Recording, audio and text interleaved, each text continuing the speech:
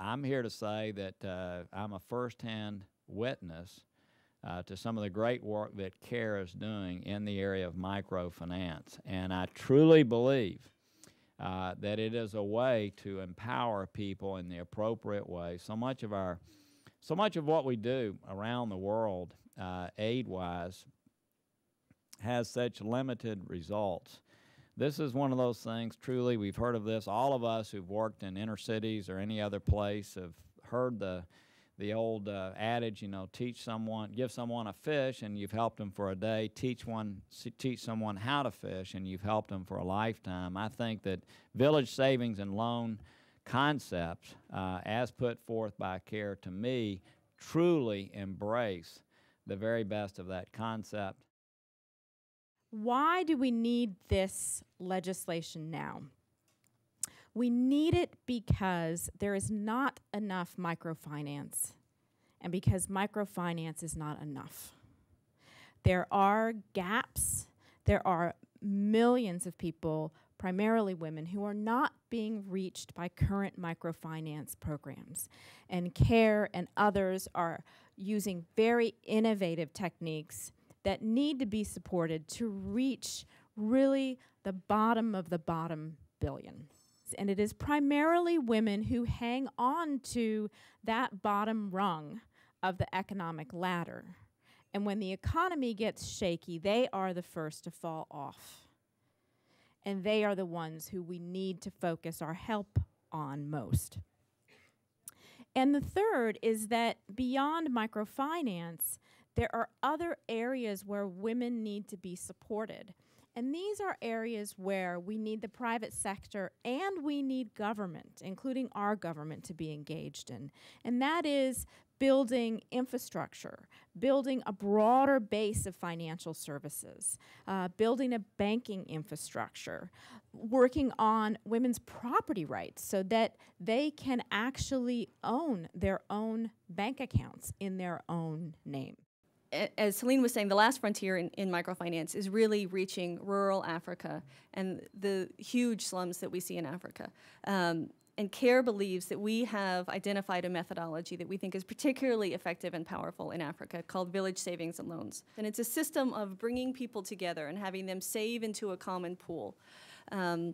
And then from that common pool, people are able to borrow loans as they need, and people can take loans out for household use or to start income-generating enterprises. In Niger now, from a program that started in 1991, CARE now has over 295,000 women participating in village savings and loans, and last year they collectively saved over $14 million. And these are households that live on an average of 27 cents a person per day. CARE's village savings and loan programs are built entirely upon member savings. CARE does not contribute money to the groups in any way. We do run an extensive training program, and it's about a year-long training program. It teaches people basic financial skills, money management skills, and income-generating activity and business management skills.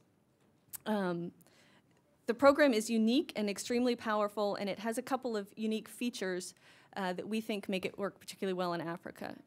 The first is that there's no need for financial infrastructure. Because we're not putting any money into the groups and not needing that money back, that we don't need an infrastructure of a financial system to run it on. Our theme is to bring the bank to the people. We want to do it in a variety of different ways.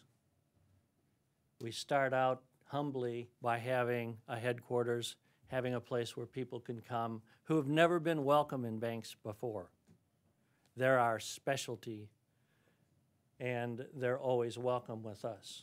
We make it affordable for them to have savings, for them to have loans, and to have insurance. The way we do that is we try to apply technology in new and innovative ways, just like the way you enjoy using technology to do your banking.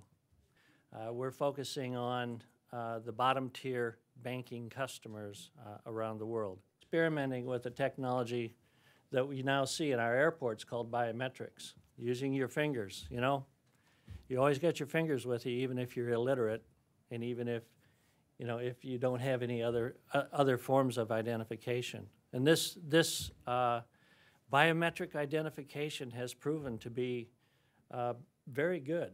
Sometimes they work so hard that they don't have fingerprints. We have to keep a bottle of olive oil around so that they can soften up their fingers and identify themselves. But largely speaking, it has been a very effective way of people identifying who they are so that they can do their banking transactions and they don't have to know how to read and write. At Habitat, we are focusing in Africa in housing finance. Now, in order to access housing finance, this pushes the envelope of secured tenure, which I'll talk about in a few moments. So in order to access housing finance, we also are addressing issues of secured tenure and property rights, mostly for women. We are also creating financial literacy in a family. We have programs in financial education that will enable families to better use the money they have, to better access financial services, to better discern which financial services they need and what they can afford. I am always asked, are you forgetting the boys and the men? And I think that this example shows that, in fact, what we're doing is changing all lives at the same time, because when you have that change in girls and women, you have a reciprocal change in boys and men and whole communities. And so I think that's kind of the beauty of an approach that really does look at how can we have this kind of impact. I think that's a wonderful way to close out this session. I think it's a wonderful story. And, you know, I will just also, she's the same one who's on the cover of the New York Times Magazine. And just to plug for the book, Half the Sky, that Nick Kristof and his wife Cheryl have just put out, and there was a New York Times supplement a couple weeks ago with her face on the cover of the Times Magazine. So not only did she go from being a girl who was teased in her village, but to the front page of a New York Times Magazine. You know, I think that's the power of what we're trying to create here, and the power of what can happen when you make the right investments and put the right kind of efforts in. We really can change the world.